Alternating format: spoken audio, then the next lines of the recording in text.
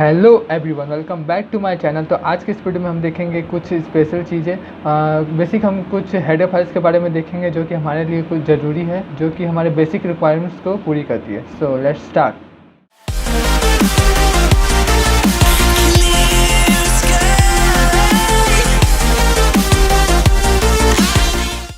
As you can see on the screen, header files are the collection of function and macros। अगर आप नहीं जानते हो, मैंने पहले अपने वीडियो में बताया है, नहीं तो आप अभी जान लो।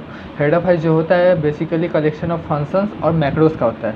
फंक्शन जैसे हम studio.h हेडर फाइल इंक्लूड करके हम printf, scanf ये सब फंक्शन यूज़ कर सकते हैं। उसी तरह बहुत सारे हेडर फाइल्स होते हैं, उसमें भी बहुत सारे फंक्शंस होते हैं जिसके हम यूज़ कर सकते हैं अपने प्रोग्राम में। ये मैक्रोस क्या होते हैं देख लीजिए। इसका लिखने का तरीका होता है हैशटैग डिफाइन। इसे हम खुद से ही बना सकते हैं, लेकिन जो हेडर फाइल्स होते हैं उसमें प्री डिफाइन मैक्रोस होते हैं जिसे हम अपने प्रोग्राम में यूज़ कर सकते हैं। तो इसे बनाने का तरीका होता है हैशटैग डिफाइन वेरिएबल नेम। कोई भी वेरिएबल का नाम आप लिख सकते हैं यहाँ, लेकिन विदाउट स्पेस, उसमें बीच में कोई स्पेस नहीं होना चाहिए। और वेरिएबल नेम बनाने का जो रूल होता है उस रूल को फॉलो करना होगा। और स्पेस देके वैल्यू जिसके साथ उस वेरिएबल नेम को आपको रिप्लेस करना है। आप अगर ऐसा लिखते हैं तो अपने प्रोग्राम में आप जहाँ पर भी इस वेरिएबल नेम का इस्तेमाल करिएगा वो उसके वैल्यू के साथ रिप्लेस हो जाएगा। बेसिकली यही है इसका यूज। और फंक्शन तो आप जानते ही हैं, हम जैसे printf, scanf फंक्शन यूज़ कर सकते हैं, उसी तरह बहुत सारे हेडर फाइल्स है, हमें बहुत सारे फंक्शंस देते हैं। हम बेसिकली फंक्शन का ही यूज करते हैं हेडर फाइल्स इंक्लूड करके, मैक्रोस का हम कम ही यूज़ करते हैं। तो देख लीजिए, सबसे पहले है conio.h हेडर फाइल।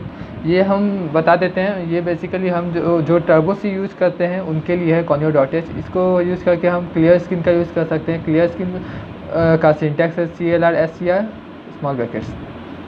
ये बेसिकली करता क्या है, कंसोल स्क्रीन को पूरा क्लियर कर देता है। स्क्रीन पर जो भी लिखा हुआ है उसे पूरा क्लियर कर देगा। मान लीजिए अगर आप कुछ प्रिंट करवा रहे हैं स्क्रीन पर, आपको एक इंस्टेंट पे पूरा स्क्रीन क्लियर करना है, आपको फिर से शुरुआत से प्रिंट करवाना है, तो उस समय ये बेनिफिशियल होगा। एक और होता है गो टू XY। ये हम इसलिए यूज करते हैं to move the cursor to specific location XY and print something right from there. मतलब गो टू XY में हम X और Y की जगह कुछ नंबर लिखते हैं, बेसिकली इंटीजर होते हैं वो। तो वो बेसिकली कोऑर्डिनेट्स डिनोट करते हैं। हम कोऑर्डिनेट डिनोट करके कर्सर को उस स्पेसिफिक पॉइंट पे सेंड कर सकते हैं और वहाँ से प्रिंट करना स्टार्ट कर सकते हैं। मान लीजिए आपको स्क्रीन पर कुछ प्रिंट करना है मिडिल में, तो आप गो टू XY लिख कर आप मिडिल पॉइंट का कोऑर्डिनेट्स को लिखेंगे यहाँ XY में, और वहाँ से कर्सर चला जाएगा और वहाँ से प्रिंट करना स्टार्ट कर देगा। नहीं तो डिफ़ॉल्ट में क्या होता है, कर्सर हमेशा एकदम स्टार्ट से ही प्रिंट करना स्टार्ट होता है।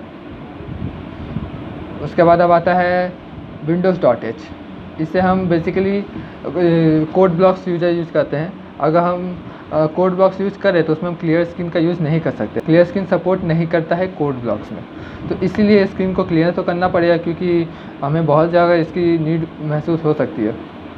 तो उसके लिए हम क्या यूज़ कर सकते हैं, सिस्टम डबल कोट्स के अंदर क्लियर CLS। जैसा कि लिखा है बिल्कुल उसी तरह हमें लिखना पड़ता है, क्योंकि C लैंग्वेज जो है केस सेंसिटिव है। अगर स्मॉल लेटर में कोई फंक्शन का नेम है तो आप अगर उसे कैपिटल लेटर में लिखोगे तो वो गलत होगा। जैसे लिखा है उसी तरह लिख के हमें यूज़ करना होगा उसे। तो ये इस तरह से सिस्टम CLS हम लिखेंगे तो क्लियर स्क्रीन हो जाएगा। जैसे कि क्लियर स्क्रीन काम करता है, बिल्कुल उसी तरह ये भी काम करता है।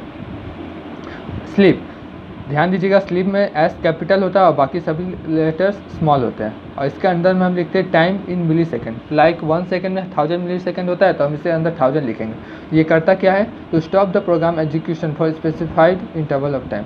मतलब इसके अंदर हम जितना टाइम लिखेंगे उतने टाइम के लिए हमारे प्रोग्राम का एग्जीक्यूशन रुक जाएगा। मान लीजिए हमने कुछ प्रिंट किया स्क्रीन पर, उसके बाद हम चाहते हैं प्रोग्राम रुक जाए, उसके बाद फिर थोड़े समय बाद नेक्स्ट लाइन चले और बाकी के प्रोग्राम का जो ये एग्जीक्यूशन है जारी रहे, तो उसके लिए हम ये यूज़ कर सकते हैं। और एक फंक्शन है बीप। ये हम इसमें B कैपिटल होता है। इसमें हम आर्गुमेंट्स क्या लिखते हैं, frequency of sound to produce time in millisecond. इसमें हम फ्रीक्वेंसी ऑफ साउंड लिखते हैं, ये भी हम इंटीजर ही लिखते हैं, और कॉमा से सेपरेट करके टाइम लिखते हैं, जितने टाइम के लिए हमें वो साउंड प्रोड्यूस करवाना है। ये प्रोड्यूस करता है साउंड उस स्पेसिफिक फ्रीक्वेंसी का जो हम यहाँ लिखते हैं, उतने समय के लिए जो हम यहाँ स्पेसिफाइड करते हैं, इसीलिए हम ये यूज़ करते हैं। अब जान लेते हैं math.h हेडर फाइल। ये बहुत ही इंपॉर्टेंट हेडर फाइल है, ये हम बहुत जगह यूज करते हैं, तो देख लेते हैं इसके बारे में। तो इसके अंदर अब एक फंक्शन आता है POW। इसके अंदर हम क्या लिखते हैं, base exponent. To find the power of a number integer और रियल नंबर, मतलब हमें अगर किसी भी नंबर का कुछ पावर फाइंड करना है, मान लीजिए मुझे 2 का स्क्वायर फाइंड करना है, तो मैं पहले यहाँ पर 2 लिखूँगा, फिर कॉमा सेपरेट करके फिर 2 लिखूँगा, मतलब 2 का पावर 2। मुझे जिस पावर पे क्या चाहिए मुझे वो मैं यहाँ एक्सपोनेंट के प्लेस पे लिखूँगा, और जिसका पावर चाहिए मैं यहाँ फर्स्ट में लिखूँगा। यहाँ हम इंटीजर भी लिख सकते हैं, फ्लोट भी लिख सकते हैं, कुछ भी आप लिख सकते हैं। और ये SQRT ये एक फंक्शन है, ये हम बेसिकली स्क्वायर रूट फाइंड करने के लिए करते हैं। ये हम पावर फंक्शन का यूज़ कर सकते हैं, क्योंकि स्क्वायर रूट का मतलब हम जानते हैं पावर 1/2। तो यहाँ इसको नहीं तो हम ये भी यूज़ कर सकते हैं, SQRT के अंदर जो भी नंबर लिखेंगे, चाहे इंटीजर हो चाहे रियल नंबर हो, मतलब डेसिमल में हो, वो उसका स्क्वायर रूट फाइंड करके हमें देगा।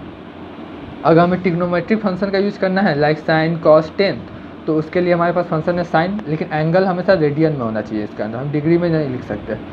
तो to find the sine of given angle, उसी तरह कॉस का भी फाइंड कर सकते हैं, टेन का भी फाइंड कर सकते हैं। अगर मान लीजिए हमें एक प्रोग्राम बनाना है जिसमें यूजर से हम किसी एंगल के वैल्यू को लेंगे और उससे उसके साइन कॉस और टेन के वैल्यू को हम निकालना है, तो यूजर तो बेसिकली डिग्री में ही एंगल इनपुट देगा, क्योंकि रेडियन में कोई इनपुट देता नहीं है, तो उसे हम रेडियन में कन्वर्ट कर सकते हैं ये फॉर्मूला की मदद से। ये फॉर्मूला आप जानते होंगे, नहीं तो आप यहाँ देख लो। तो इस फॉर्मूला अगर यूजर डिग्री में इनपुट देता है कोई भी एंगल का वैल्यू, तो उसे रेडियन में कैसे कन्वर्ट करेंगे हम, simply π/180 into angle of in degree, मतलब जो भी एंगल डिग्री में है उसे मल्टीप्लाई कर देंगे इससे, तो वो हमारा रेडियन में कन्वर्ट हो जाएगा। उसी को हम इस ब्रैकेट के अंदर लिखेंगे तो साइन ऑफ दैट वैल्यू हमें फाइंड आउट हो जाएगा। अगर हमें कॉसेक सेक कॉट इन सभी ट्रिग्नोमेट्रिक फंक्शन का भी वैल्यू फाइंड आउट करना है, तो इनके लिए तो कोई फंक्शन है नहीं बेसिकली, हम इसका वैल्यू हम तो बेसिकली जानते हैं कि साइन का इन्वर्स कॉसेक होता है, मतलब 1/sin theta equal to cosec theta. उसी तरह 1/cos theta equal to sec theta, 1/tan theta equal to cot theta. हम साइन कॉस और टेन की वैल्यू फंक्शन की मदद से फाइंड आउट कर ही सकते हैं, तो कॉसेक सेक और कॉट की वैल्यू में हमें तो कोई दिक्कत होगी नहीं, क्योंकि हम बेसिकली इन्हीं के वैल्यूज़ को रिवर्स कर देंगे तो हमारे पास इनका वैल्यू फाइंड आउट हो जाएगा। देख लीजिए आर्गूमेंट में जो भी हम लिखते हैं ट्रिग्नोमेट्रिक फंक्शन के अंदर, वो डबल वैल्यू होता है, हम इंटीजर नहीं लिख सकते। डबल का फॉर्मेट स्पेसिफाइड होता है %LF, स्मॉल f। तो जैसे कि इंटीजर का फॉर्मेट स्पेसिफायर मैंने आपको बताया था %d होता है, फ्लोट का %f होता है, उसी तरह डबल का %LF होता है। अगर हमें किसी डबल वेरिएबल में कोई वैल्यू लेना है तो हम उस टाइप का वेरिएबल बनाएंगे और स्कैनफ में %LF लिखकर यूजर से वैल्यू लेंगे। इस तरह से हम किसी भी एंगल के लिए उसके रेस्पेक्टिव साइन कॉस और टेन की वैल्यू को फाइंड आउट कर सकते हैं। उसी तरह हमें इन्वर्स ट्रिग्नोमेट्रिक फंक्शन का वैल्यू फाइंड आउट करना है तो उसके भी आर्गूमेंट में हमें डबल टाइप का वैल्यू लिखना होगा। तो इन्वर्स ऑफ साइन अगर हमें फाइंड आउट करना है तो उसका सिंटैक्स है a sin, और ब्रैकेट में हमें जो भी वैल्यू लिखना है वो लिखेंगे। तो ये हमें बेसिकली एंगल का वैल्यू देगा रेडियन में ही, ये भी हमें रेडियन में ही वैल्यू देता है। जिस तरह से हम यहाँ रेडियन में एंगल को लिखते हैं, ये भी हमें रेडियन में ही वैल्यू देता है आउटपुट। अगर हमें मान लीजिए a sin ब्रैकेट के अंदर मैंने लिखा 1, तो हमें पता है साइन 90 डिग्री 1 होता है, तो ये 90 डिग्री आउटपुट नहीं देगा, ये हमें आउटपुट रेडियन में देगा, मतलब π/2। आप डेसिमल में कैलकुलेट कर सकते हैं क्या होता है। उसी तरह a cos भी cos इन्वर्स का वैल्यू देता है, a tan इन्वर्स का वैल्यू देता है। इन तीनों को यूज़ करके भी हम कॉसेक इन्वर्स, सेक इन्वर्स और कॉट इन्वर्स का वैल्यू हम फाइंड आउट कर सकते हैं। तो अगर हमें रेडियन में वैल्यू आउटपुट मिल रहा है तो लेकिन हमें यूजर को तो डिग्री में शो करना पड़ सकता है, कभी कभी यूजर समझ नहीं पाएगा कि ये कौन सा एंगल का वैल्यू है। तो हमें डिग्री में शो करने के लिए हम जस्ट इसका अपोजिट फार्मूला यूज़ करेंगे, angle in radian multiplied by 180/π। तो इस तरह से जो भी एंगल हमें रेडियन में मिलेगा उसको हम डिग्री में कन्वर्ट कर देंगे और यूजर को शो कर देंगे, तो यूजर समझ जाएगा कि हाँ उस वैल्यू के लिए एंगल का वैल्यू क्या है। तो ये कुछ बेसिक चीज़ें थी जो आई थिंक आपके लिए जानना ज़रूरी था, क्योंकि हम इसके आगे कुछ प्रोग्रामिंग करेंगे जिसमें मैं इन हेडर फाइल्स का यूज़ कर सकता हूँ, तो आपको कहीं कन्फ्यूजन ना हो कि मैं क्यों ये यूज़ कर रहा हूँ, मैं इनका सिंटैक्स में आपको कन्फ्यूजन ना हो, इसलिए मैंने आपको ये बता दिया। और भी हेडर फाइल्स है जिसके बारे में मैं आपको बताऊँगा जब उसका यूज होगा तब। सो अगर आपको वीडियो पसंद आया तो इसे लाइक कीजिए, और हाँ, मेरे चैनल को सब्सक्राइब करना मत भूलिएगा, क्योंकि मैं ऐसे और भी अमेजिंग कंटेंट्स आपके लिए लाता रहूँगा। मिलते हैं आपको किसी नेक्स्ट वीडियो में, तब तक के लिए बाय।